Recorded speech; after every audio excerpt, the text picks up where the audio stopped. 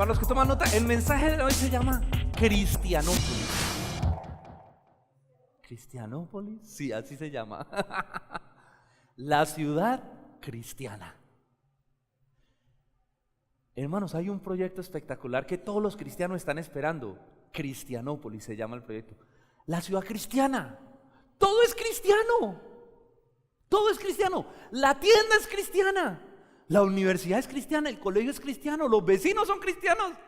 Las unidades residenciales son cristianas. Tienen nombres cristianos. Apartamentos Sion. Apartamentos Shalom.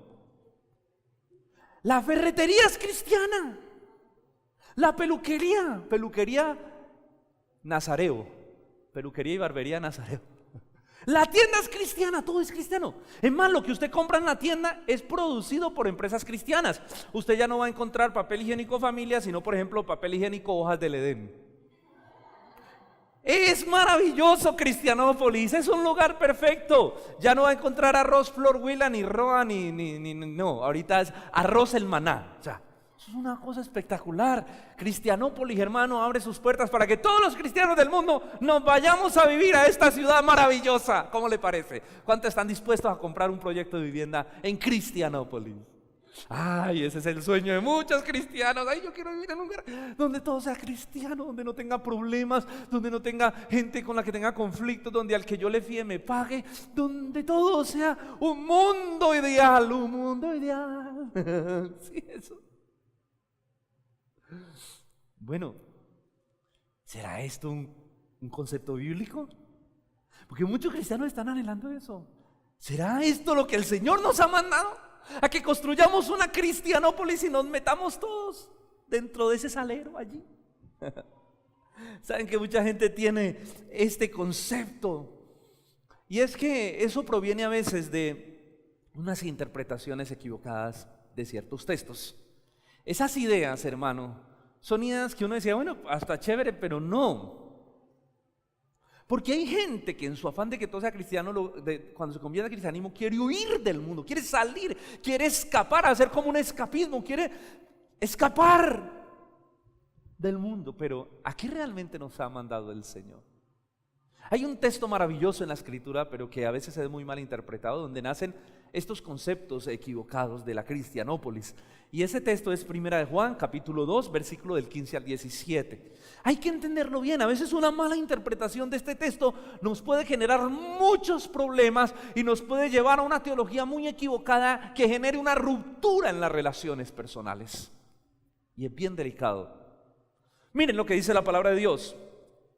No améis al mundo, ¿estamos? No améis al mundo, ni las cosas que están en el mundo. Porque si alguno ama al mundo, el amor del Padre no está en él. Porque todo lo que hay en el mundo, los deseos de la carne, los deseos de los ojos y la vanagloria de la vida, no provienen del Padre, sino del mundo.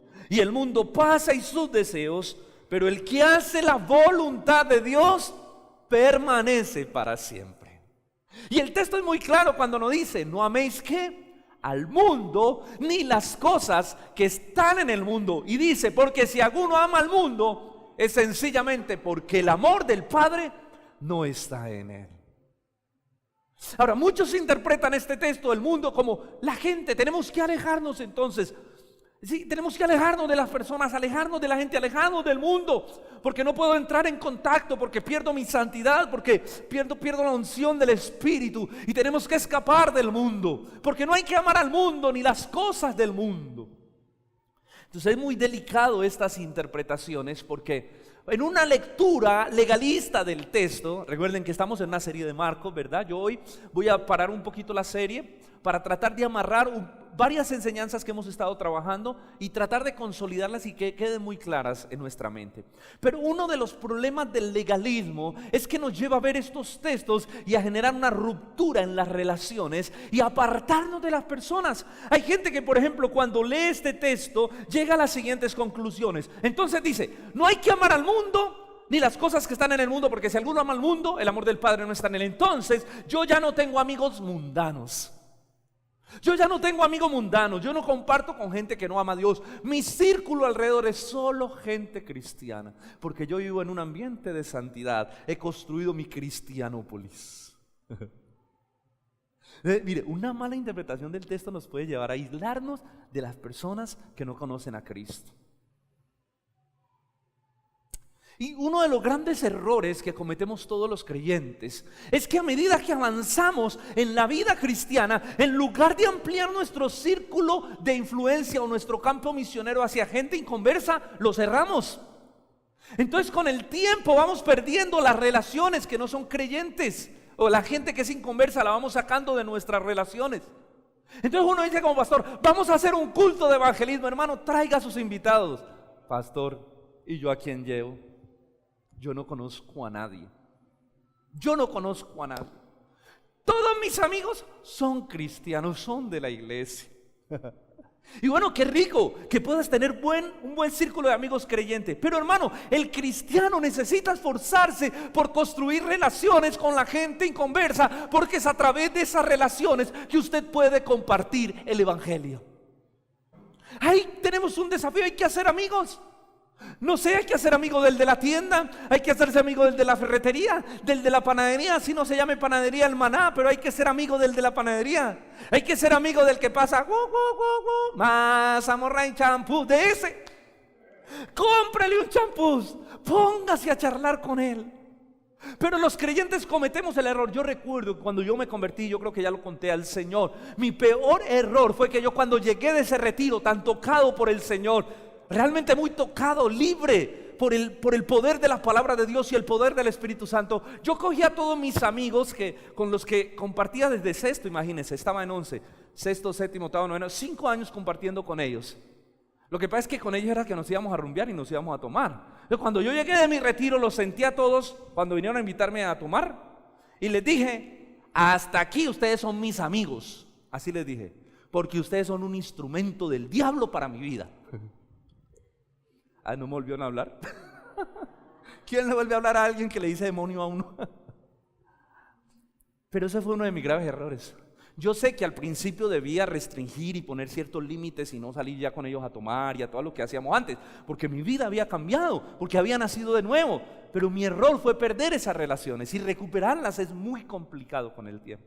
Así que el creyente tiene un gran desafío y es entablar relaciones sanas, es buscar la manera en cómo me relaciono con la gente inconversa. Ahora, yo no estoy diciendo, y la palabra de Dios no nos lleva a que ellos sean nuestros consejeros, nuestro paño de lágrimas, ¿no? Porque ese es el otro error.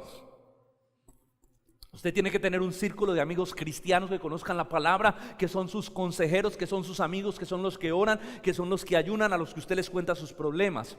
Pero ese otro círculo más externo de gente inconversa no es para contar los problemas o pedirles un consejo, porque usted, por ejemplo, usted llega donde un inconverso, un amigo que es inconverso, usted le dice, mira, sabes que tengo problemas con mi esposa, la verdad estamos mal. ¿Y cuál es el consejo que le va a dar? Me dijo, se la tengo, no sufra. Un clavo saca otro clavo. Camine, le presento a una muchacha que esa no lo... Claro, esos son los... porque es la manera en que el mundo vive. Ahora, cuando usted estudia el texto no está diciendo que nos alejemos de las personas, sino del mundo. Y luego el texto especifica, porque todo lo que hay en el mundo, los deseos de los ojos, los deseos de la carne y la vanagloria de la vida no provienen del Padre, sino del mundo, y el mundo pasa y sus deseos. Pero una mala interpretación del texto nos lleva a aislarnos de la gente. Y el cristiano no tiene que aislarse, el cristiano tiene que ser amigo. El cristiano tiene que ser amigo de los vecinos, compartir con los vecinos, conocer los vecinos, ayudar a los vecinos, compartir con los compañeros de trabajo. Es triste que hay creyentes que tienen malas relaciones laborales. Es triste, eso no es testimonio. Eso no es testimonio. Ahora, otro error que para mí es uno de los fatales que comete una interpretación legalista, y a veces, hermano, tengo que decirlo, hay iglesias muy legalistas. Hay iglesias que en lugar de acercar a los cristianos a la gente, la alejan. Hay iglesias que en lugar de acercar a los cristianos a la familia, la alejan. Para mí este es el más problemático.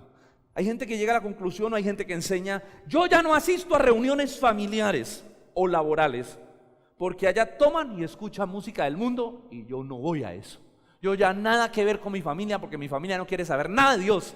Y vemos creyentes aislados de la familia. Eso es un gran error. Yo le voy a decir algo, si usted no le comparte el evangelio a su familia, ¿quién lo va a hacer? ¿Quién lo va a hacer? ¿Quién lo va a hacer si usted y yo no le compartimos el evangelio a la familia? Usted y yo tenemos la luz de Dios. Ahora, ese es el gran desafío para el creyente, de que construya relaciones sanas con sus familiares. Eso es un gran desafío, porque escucha, nadie te va a escuchar a ti que le hables del evangelio si no te ama, si no siente que tú lo amas, si tienes una buena relación con él. Hay gente que usa el evangelio para aislar a la familia. Hay gente que cuando discute con sus familiares, por ejemplo, les dice frases como: usted no sabe con quién se está metiendo, yo soy un hijo de Dios, y el Señor dice: mía es la venganza, espérate y verás lo que te va a pasar. Y empiezan, claro, si su familia tiene una idea del evangelio así, ¿cómo van a creer? Estamos siendo piedra de tropiezo al interior de nuestras propias familias. Yo sé que hay familias que tienen situaciones muy complejas, pero el desafío del creyente, dice la palabra de Dios, en cuanto dependa de ustedes, estén en paz con todo mundo, y mayormente los de la familia. Hay un texto que dice: el que no provee para los de su casa, hablando de la familia en carne, es peor que un incrédulo y ha negado la fe. La Biblia nos manda a construir relaciones sanas, porque es a través de esas relaciones que el evangelio va a fluir. Pero hay iglesias que en lugar de acercar a la gente a la familia, la alejan. Yo conocí una iglesia donde la gente sí, muy bonito, amaba al Señor, compartía la palabra, pero todo el que se convertía a esa iglesia, al Señor en esa iglesia, perdía a su familia. Y uno iba a escuchar a los padres inconversos que decían: no puedo creer, mi hijo ya no está en la casa, ya no está en reuniones, ya no comparte con nosotros, ya quiere vivir en la iglesia. Y está bien el compromiso con la iglesia, pero hay que entender que la familia, hermano, es nuestro primer campo misionero, es nuestra familia. A mí muchas veces la gente me ha dicho: pastor, ¿por qué no hacemos una vigilia el 31 de diciembre? De toda la noche. Yo lo primero que les pregunto, y respeto las iglesias que lo hacen, no estoy criticando, pero lo primero que yo le digo al hermano: ¿usted no tiene familia? ¿A usted no lo están esperando el 31 de diciembre en su casa para compartir una cena y que usted pueda compartir una palabra y orar por su familia y compartir el evangelio? Porque a mí sí me están esperando en mi familia para hacer eso. Y es uno de los mejores momentos. Entonces tenemos que ser muy delicados, hermano. Dios nos envió a predicar el evangelio. Somos sal, y la sal no puede permanecer en el salero, porque si la sal permanece en el salero se pudre. Coja usted un frasco de sal y métalo en un salero por 10, 20 años. La sal es para rociarla, es para salir del salero. Dios no nos llamó, nuestro campo misionero está de esas puertas para afuera. Hay gente que dice: yo no celebro ninguna fecha especial, eso de Día del Padre, Día de la Madre, amor, amistad, Navidad, eso es del diablo, eso es puro comercio.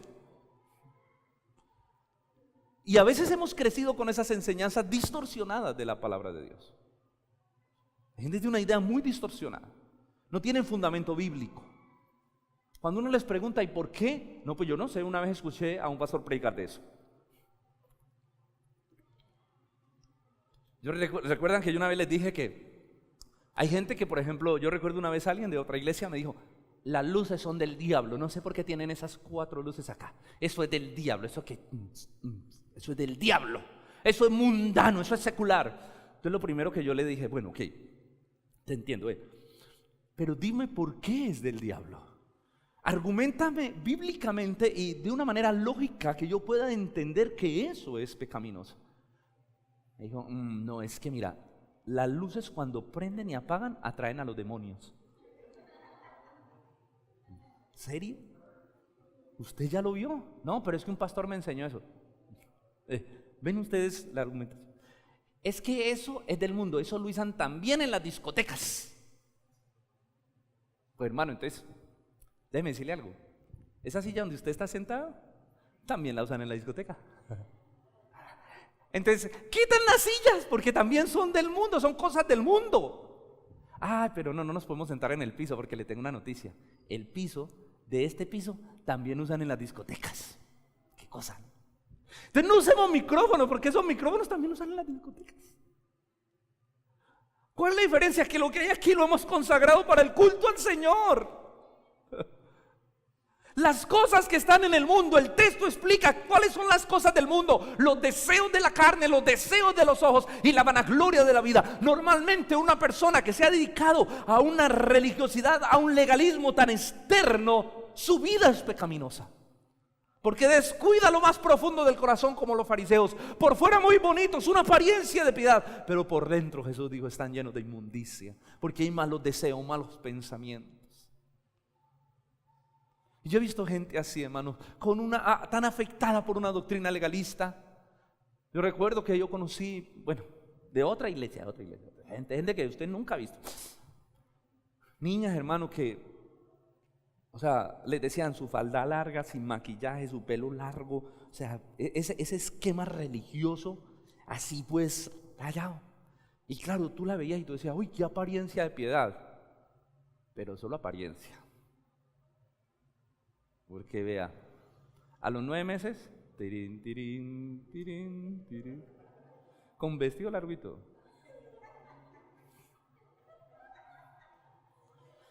Cosas que pasan en las películas, pasan en TNT, pasan en la iglesia.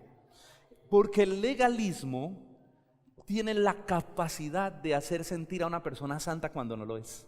Y normalmente cuando una persona no ha sido trabajada en su santidad interna, por un sentimiento de culpa que está generado, por tratar de aliviar ese sentimiento de culpa, se vuelve legalista y empieza a usar una santidad externa y empieza a acusar a los demás y a señalar a los demás. Entonces, el legalismo es un asunto muy tenaz, muy delicado, porque lo que hace es generar una apariencia de piedad, una hipocresía religiosa. Jesús le dijo a los fariseos: fariseos hipócritas, hipócritas es lo que son ustedes. Mis hermanos, la santificación es un asunto del corazón, es un asunto del poder del Espíritu y la palabra de Dios santificando lo más íntimo del creyente, sus actitudes, su corazón, haciendo una persona mansa, una persona humilde, una persona dedicada, una persona consagrada al Señor, una persona llena de gracia, llena de verdad. Claro que cuando lo de adentro cambia, lo de afuera cambia. Entonces, una mujer, por ejemplo, que ha sido santificada por dentro, lo muestra en su manera de vestir, porque su corazón es santo. Su manera de vestir también es santa. Mire, cuando uno trata de cambiar lo de afuera, hay un gran problema, porque usted puede cambiar el estuche y la esencia seguir siendo igual. Por eso nosotros no trabajamos en el legalismo, en lo externo. Es que esto. Sí, le aconsejamos a la gente: hermana, no se compre ropa que no se le encoja con la lavada. Le aconsejamos, ¿no? Consejo. Pero sabemos que el problema no está en su vestido, sino en su corazón. Con esa persona hay que trabajar en su corazón. La palabra de Dios necesita entrar a su mente, a su corazón, y el Espíritu Santo hacer una obra interna. Entonces, es muy importante entender esto, hermanos. Entonces, tenemos la idea de que ser cristianos, muchos nacemos, o a muchos se nos ha enseñado que la idea de ser cristiano es que a medida que somos cristianos, más nos alejamos de la gente del mundo y más nos acercamos a Cristo.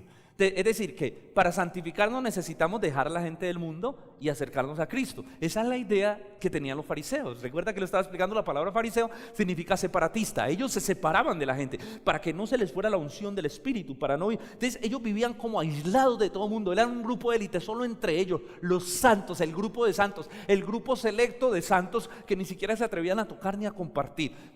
Por eso era que para ellos era tan duro cuando ellos veían a Jesús, por ejemplo, compartir con una mujer samaritana, o que fuera tocado por una prostituta. Recuerdan, los fariseos le dijeron: si supieras qué clase de mujer es la que te está tocando, no te dejarías. Porque ellos tenían la idea que cuando un pecador lo tocaba, se contaminaba y se le iba la unción, se le iba el Espíritu, como muchos creyentes hoy en día piensan, tristemente. Entonces, para entender realmente el texto, ¿qué significa no amar al mundo ni las cosas del mundo? Necesitamos entender qué es el mundo. ¿Qué es el mundo? ¿Cómo la Biblia define mundo? ¿Saben? Mundo no son las personas. Mundo es el sistema satánico que gobierna la cultura. Mundo es el sistema de antivalores, es el sistema anticristiano, antirreino de Dios, que gobierna ahí la mente, el corazón. Ese es el mundo, es una estructura, es un gobierno ideológico que Satanás ha creado para gobernar los seres humanos, para oprimirlos, para esclavizarlos en el pecado. Es esa manera de pensar que lleva a la gente a vivir esclava del pecado. Es un sistema de antivalores, no es la gente.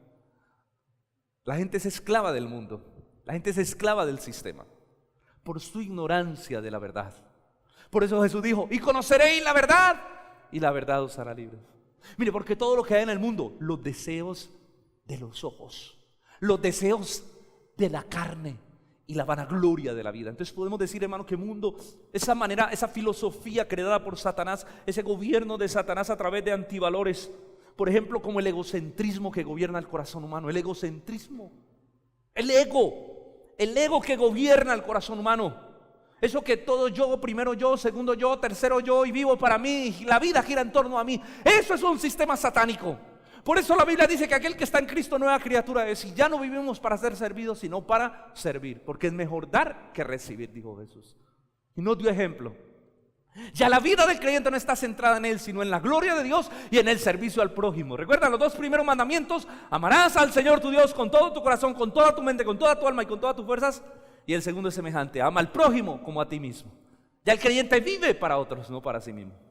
Y la delicia y el deleite del creyente está en glorificar a Dios y servir a los demás. La arrogancia es otro antivalor.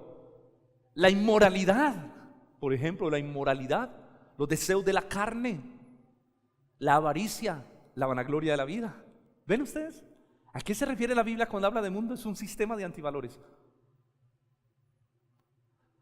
Es interesante, miren, ¿cómo lo expresó Jesús? Ahora vamos a entrar a estudiar el otro texto, porque entre estos dos textos podemos construir una teología muy sana de lo que es el mundo y de lo que nosotros, cuál es nuestra misión en ese mundo.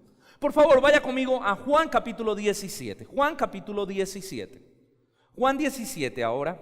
Vamos a leer del versículo 11 al 18. Dice así la palabra del Señor, del 11 al 18. Miren cómo lo expresó Jesús.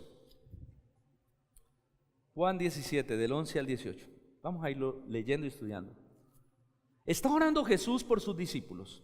Está orando al Padre antes de partir, antes de ir al cielo. Dice: y ya no estoy en el mundo, mas estos, ojo a esto, mas estos están ¿en dónde? En el mundo. Y yo voy a ti, Padre. A los que me has dado, guárdalos en tu nombre, para que sean uno, así como nosotros. Cuando yo estaba con ellos en el mundo, yo los guardaba. Los guardaba del mundo, de la ideología, de la filosofía, de Satanás. A los que me diste, yo los guardé y ninguno de ellos se perdió, sino el hijo de perdición, para que se cumpliera la escritura. Pero ahora voy a ti, Padre, y hablo esto en el mundo, para que tengan mi gozo cumplido en sí mismos. Yo les he dado tu palabra, ojo a esto, y el mundo los aborreció, porque no son del mundo, como tampoco yo soy del mundo. Empecemos por ahí. El creyente, lo primero que tenemos que tener claro es que el creyente, usted y yo que hemos creído en Cristo, no somos del mundo. Es decir, usted y yo tenemos una forma de pensar y de vivir diferente. Nuestra cultura no es una cultura mundana. ¿Soy claro? Nuestra cultura no es una cultura mundana. Usted y yo ya no le pertenecemos al mundo. El mundo piensa en inmoralidad, nosotros pensamos en santidad. ¿Sí o no? O sea, nuestra manera de pensar ha sido transformada, porque ahora quien gobierna nuestra vida es el poder de la palabra de Dios. Son los mandamientos de Dios, los decretos de Dios, los estatutos de Dios, el evangelio de Jesucristo. Eso gobierna nuestra vida. Nuestra manera de pensar está alineada con la manera de pensar del reino de los cielos. Somos extranjeros, dice el apóstol Pablo. Estamos de paso, de camino por el mundo, pero no pertenecemos a este sistema ya, porque el que está en Cristo es nueva criatura. Así que la Biblia nos dice que el creyente ya no piensa como el mundo. Si alguien dice que es creyente y vive y piensa como el mundo, déjeme decirle algo, está engañado. Si alguien dice yo soy cristiano, yo soy creyente, pero su manera de vivir y de pensar es una manera como vive cualquier persona que no conoce a Cristo, esa persona está en tinieblas todavía. Está en tinieblas. Lo primero que nos dice el texto, el creyente ya no pertenece al sistema. Nosotros somos de otro reino. En pocas palabras, nosotros somos de otro mundo, nosotros somos extraterrestres ya. Sí, somos de otro lugar, somos del reino de los cielos. Muy bien, luego dice, a ver, ¿dónde íbamos? 17, ok, listo. Luego dice, santifícalos en tu verdad, tu palabra es la verdad. Muy bien. Perdón, el versículo 15 primero. Miren el 15. No te ruego que los quites del mundo, sino que los guardes del mal. Qué interesante. O sea, miren, ojo, porque aquí vamos empezando a entender. Lo primero que entendemos es que el Señor dice que nosotros no somos ¿de qué? Del mundo. Pero lo segundo que nos dice es que nosotros estamos en el mundo. Y Él no está orando, ojo, porque miren, Él no está orando por lo que muchos de nosotros queremos, construir nuestra cristianópolis y apartarnos de los demás. Él antes está orando, no te ruego que los quites del mundo, o sea, déjalos en el mundo. Te pido que los guardes del mal. Guárdalos de lo agresivo del mundo, del sistema, del pecado, del pensamiento pecaminoso, y guárdalos de Satanás, que es el príncipe de este mundo. Guárdalos, está orando el Señor. A los que me diste yo te pido. Yo cuando estaba con ellos yo los guardaba, yo los protegía y ninguno se perdió. Señor, te pido que los guardes. Pero no te pido que los quites, no los quites del mundo. Y nosotros nos queremos quitar, cuando la intención de Dios no es quitarnos, sino antes meternos. Pero el Señor sí pide que seamos santificados en medio de ese mundo perverso, porque es la santidad del creyente el testimonio al mundo perdido. Porque si un creyente se comporta como un mundano, ¿qué diferencia va a haber la gente? Si el creyente piensa, vive igual que alguien del mundo, ¿qué diferencia va a haber la gente? Pero cuando tú estás allí con la gente del mundo, compartiendo, charlando, no sé, fuiste a una reunión, por ejemplo, laboral, y yo sé que es maluco, porque allá, si no son cristianos, no van a poner remolineando. Pues no, un cristiano, usted no va a llegar en la fiesta remolineando, no, ellos no les gusta eso, que no son creyentes. Usted va a escuchar otra cosa, no sé, la vamos a tumbar, hoy la vamos a tumbar. Y yo, es que es maluco, yo no llega con ese sonsonete a la casa, la vamos a tumbar, hoy la vamos a tumbar.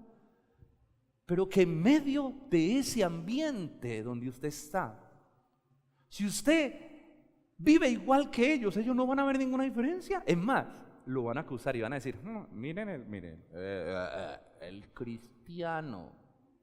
Oiga, y son terribles porque vean, primero le ofrecen trago para que tome, y usted, no, gracias, no. Tómate uno, que no, eso no es pecado, tómate uno. No, yo no tomo, soy creyente. Y de pronto el creyente dice, está bien, venga, me tomo uno. Y se lo toma y dicen, véalo, cayó, mire el cristiano. Entonces, es un ambiente, nosotros debemos estar en el mundo, pero guardar la santidad en medio del mundo. Porque es la santidad del testimonio del creyente. Y no solamente tiene que ver con trago y con cosas, sino que particularmente esa santidad que se ve en el corazón, la nobleza del creyente. Por ejemplo, la honestidad, por ejemplo, la transparencia del creyente, que cuando está allí en la empresa, de pronto la gente acostumbra a robarse, no sé, las hojas de blog, las cosas, y de pronto el creyente dice, ay, mi hijo tiene clase de matemáticas y se le acabaron los lápices, me voy a llevar estos 2 lápices de la empresa. Eso es robar. Ayer les cuento una anécdota. Ayer el Espíritu Santo me redarguyó. Estaba yo sacando mi tiempo haciendo ejercicio en el gimnasio cuando iba pasando y vi 2 monedas de 200, 400 pesos tiradas en el piso. Yo dije, uy, me encontré 400 y cogímelos. Y me fui a cambiarme. Sentía que el Señor me redarguía y me decía, eso no es tuyo. Eso tiene dueño, a alguien se le cayeron. ¿Y entonces qué hago? ¿Sabe qué hice? Volví a bajar del baño y volví a tirar la moneda. ¡Qué vergüenza! ¿Pero qué? Si usted se encuentra algo, un cristiano es que dice, ¡me encontré un teléfono! No se lo encontró, se lo robó. Porque el teléfono debe tener por lo menos un contacto y diga, mamá, pues llame y diga, vea, me encontré un teléfono. Ojo, porque es que el ser creyentes nos exige a nosotros un testimonio frente a los de afuera. Entonces, mis hermanos, no estamos en el mundo, el Señor estamos en el mundo, pero el Señor nos pide vivir que no vivamos como la gente del mundo, que es esclava del pecado y la maldad. Pero miren el versículo 18, ya hablamos del 15, no te pido que los quites del mundo. Y miren el 18, como tú me enviaste al mundo, así yo los he enviado al mundo. O sea, primero dice en el 17, santifícalos en tu verdad, tu palabra es la verdad, santifícalos en medio del mundo. Pero Señor, como tú me enviaste a mí, me introdujiste en el mundo, así yo también los mando, los introduzco. O sea que el Señor no está orando para que nos quite del mundo, sino para que nos meta. O sea que la voluntad de Dios no es que el creyente se aísle del mundo, sino que se meta. ¿Por qué? Porque somos misioneros, somos embajadores de Dios. Tenemos un mensaje que la gente no conoce y es esclava del pecado porque no conoce la verdad. Pero usted y yo conocemos la verdad. El Señor nos mete al mundo y dice, vaya y predique. ¿Y cómo vamos a predicar si no nos relacionamos con la gente inconversa? Miren el ejemplo de Jesús. Jesús era criticado por los escribas y fariseos porque comía y bebía, compartía con publicanos y pecadores. ¿Recuerdan? Se lo vuelvo a leer en Marcos. En Marcos dice, Marcos 2:16 dice, al ver los escribas y fariseos que Jesús comía con pecadores y recaudadores de impuestos, ellos le decían a sus discípulos, ¿por qué él come y bebe con recaudadores de impuestos y pecadores? Vemos a Jesús sentado compartiendo con una prostituta que le lavaba los pies y enjuagó sus cabellos. Y ellos le decían, tú no sabes qué mujer te está tocando, decían los fariseos. Y Jesús dijo, déjenla, porque lo que ella está haciendo ninguno de ustedes lo ha hecho desde que entré a esta casa. Wow. Jesús compartiendo con una mujer samaritana. Jesús compartiendo con el endemoniado de Gadareno. Jesús compartiendo con Zaqueo, le dijo, hoy moraré en tu casa.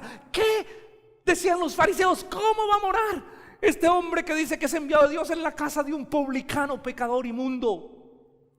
Y Jesús se quedó a dormir. Y déjeme decirle algo, no se le fue la unción. No se le fue la unción. Porque Jesús le dijo a ellos, porque los sanos no tienen necesidad de médicos sino los enfermos, y he venido a llamar a pecadores al arrepentimiento, no a justos. Y ya eso lo explicamos, ¿no? He venido a llamar a pecadores. ¿Y sabe usted y yo a quiénes hemos venido a llamar al evangelio? A los pecadores. ¿Cómo le parece? Esa idea separatista es una idea muy vieja que viene desde los fariseos.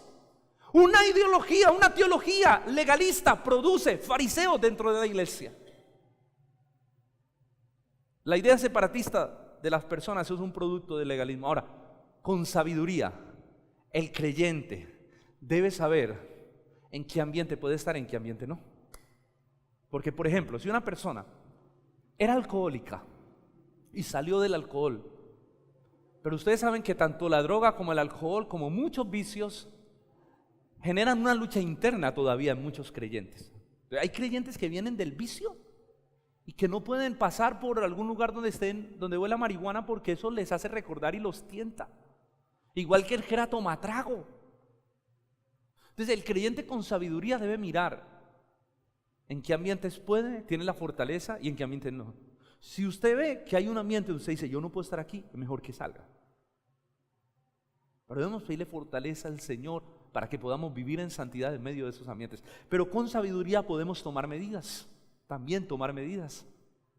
Porque no sea que usted de pronto, y también evaluar, hermano, pues no sea que usted de pronto recaiga en el tema. Y también evaluar la intención de nuestro corazón.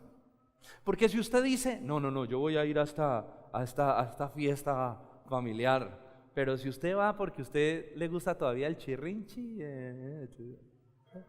entonces usted ya evalúa su corazón, ¿por qué está yendo?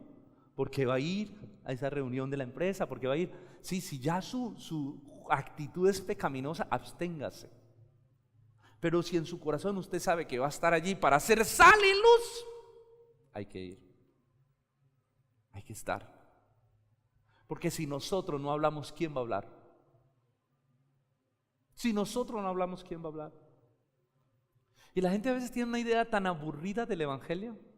Mira, una de las cosas que me gustó en los bautizos que fuimos a antier, el viernes. Bueno, por un lado me dolió mucho que faltó mucha gente de la iglesia. Faltó casi la más de la mitad de la iglesia, aunque fuimos casi las 80 personas, sin contar los niños. Cuando yo me puse a mirar de dónde tanta gente había, la mayoría de gente era nueva, eran familiares, eran amigos, mucha gente que no venía a la iglesia. A mí me gustó mucho eso porque es una manera de compartir con ellos, y yo traté de acercarme a la mayoría con los pastores, tratamos de hablar con la gente y de ver cómo compartíamos con ellos para que la gente, para que los familiares, sus familiares, vean que el cristianismo no es aburrido, vean que el evangelio es un asunto de vida para agradar, para adorar al Señor, pero que nosotros reímos, que nosotros también bañamos en una piscina, que también jugamos fútbol o básquetbol, porque hay gente que tiene la idea, ser cristiano, ay no, eso de ser cristiano es irse a meter a una iglesia y así, entonces hay gente que piensa que los cristianos andamos todo el tiempo así, y tienen esa idea así, un cristianismo raro, místico, extraño, porque hay cristianos que han vendido esa idea.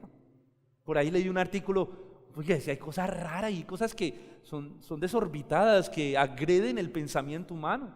Por ahí leí un artículo de una iglesia que decía que montar en bicicleta era del diablo.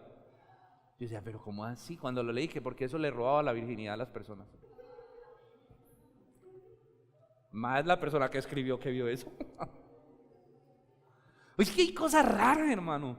Y ahora la gente está expuesta en YouTube, hay cualquier cantidad de videos basura de legalismo, porque hay dos extremos. Por un lado tenemos el legalismo y por otro el liberalismo, que son los que aceptan el pecado como una forma de vivir de iglesia. Vivan como quieran, tranquilos, pequen, hagan, tomen, bailen, sean mujeriegos, forniquen, adulteren, casi que dicen eso. Y lo aceptan porque como somos pecadores, hay dos extremos dentro de la iglesia. Mis hermanos, el ejemplo de Jesús nos da ejemplo. ¿Sabe qué es la iglesia? ¿Sabe qué somos usted y yo? ¿Sabe cómo lo definió Jesús? Ustedes son la luz del mundo, ustedes son la sal de la tierra. Por eso no podemos huir del mundo, porque si huimos del mundo, el mundo queda sin luz. Es más, si Dios hubiera querido llevarnos, cuando nosotros nos convertimos, nos lleva. Cuando usted se arrepiente, nos lleva para estar en el reino de los cielos, que eso sí es un mundo ideal. Pero allá ya no habrá chance de predicar el evangelio, hay chance aquí, allá ya no. ¿Qué hace la sal? ¿Qué hace la sal? Preserva. La sal da sabor y preserva los alimentos. Es más, ellos entendían muy bien esto porque en ese tiempo no habían congeladores. Se conservaba, por ejemplo, la carne con sal. Y a veces la sal perdía su sabor. Y Jesús dice, esa sal que pierde su sabor ya no sirve para nada, sino para ser echada afuera y hollada por los hombres, para botarla. El creyente es sal y es luz, y como sal, somos sal porque tenemos un mensaje que preserva el alma, un mensaje que preserva el alma de la perdición eterna, un mensaje que preserva el alma de la condenación eterna, de la condenación del infierno. Usted tiene ese mensaje que sazona, que da vida, que preserva el alma de la condenación eterna. Pero también tiene un mensaje que le da sabor a la vida de las personas, porque saben, la gente sin Cristo vive una vida insípida, vive así, tenga plata, tenga lo que sea, tenga todo lo que quiera, vive una vida sin sentido, sin propósito, para el aquí y para el ahora. En el fondo del corazón hay una necesidad de Dios, y el evangelio es la palabra que sazona, que revela la verdad del evangelio y salva el alma y da vida y da propósito. Ahora, cuando la sal pierde su sabor, no sirve para nada. Es decir, que un creyente que ya no predica el evangelio, que ya no comparte el evangelio, no justifica su existencia. Nosotros estamos aquí para predicar. ¿Cómo le parece? Es como cuando una iglesia pierde su misión, pierde el propósito de predicar el evangelio. Esa iglesia ya no justifica su existencia, porque si la iglesia existe para predicar el evangelio, para cumplir la misión de Dios. Nuestra misión está de esas puertas para afuera está la misión. Jesús dijo, no se enciende una luz y se mete debajo de la mesa, debajo de un almud, sino que se pone en lo alto para alumbrar a todos. ¿Qué pasa si, digamos, se va la luz en toda su casa y usted tiene una vela y usted va y se mete a su cuarto y se esconde? ¿Qué le va a decir la gente? Usted es un egoísta. Y hay cristianos que se vuelven egoístas cuando no comparten el evangelio de Dios. Hay gente que lleva 20 años en una empresa y por allá a los 20 años le dicen, usted es cristiano. Después de 20 años. Yo no sabía.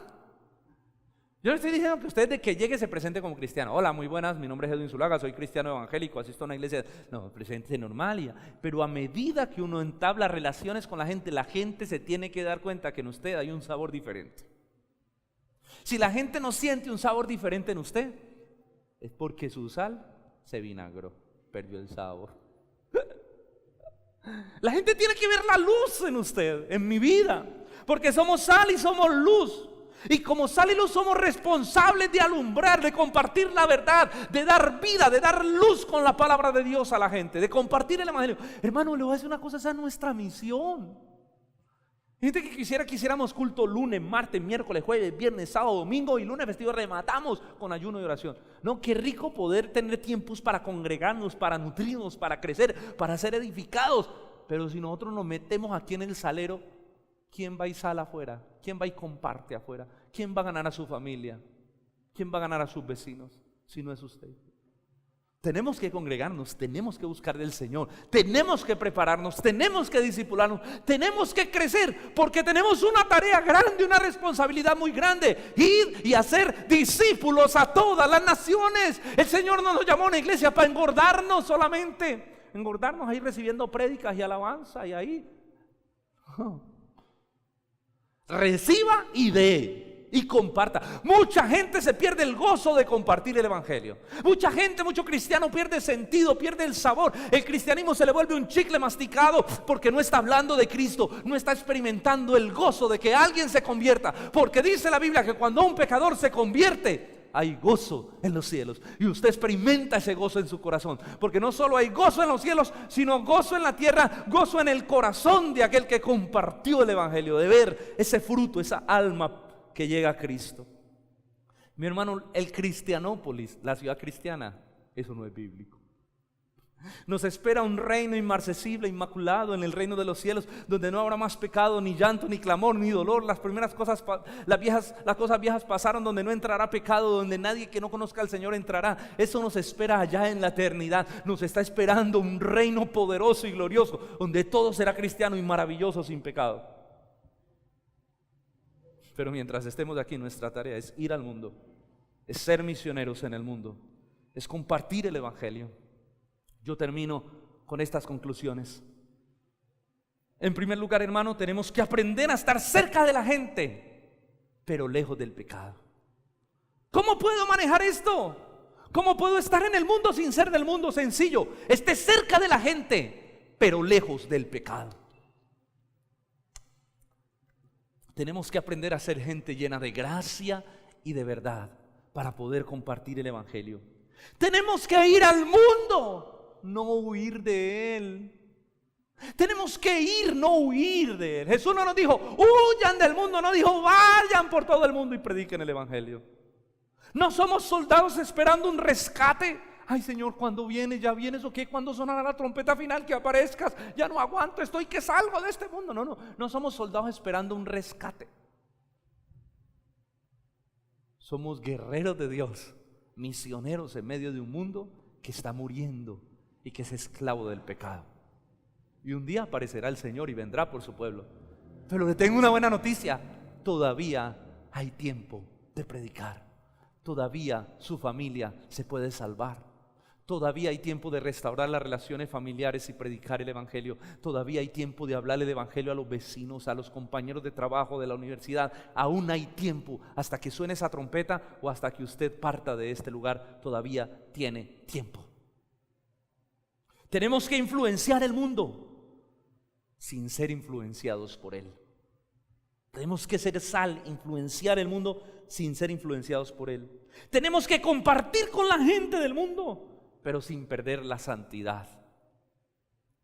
Entendamos que tenemos la gran responsabilidad de predicar el evangelio del Señor. Evangelio que le pudo encargar Dios a los ángeles. ¿Y sabe a quién se lo encargó? A usted y a mí, vasos de barro. Nos dio la tarea, nos salvó, pero nos puso la responsabilidad de ir y predicar a todo el mundo este evangelio. Me gusta lo que decía Charles Spurgeon, y con esto termino. Todo cristiano ¿es un misionero o es un impostor?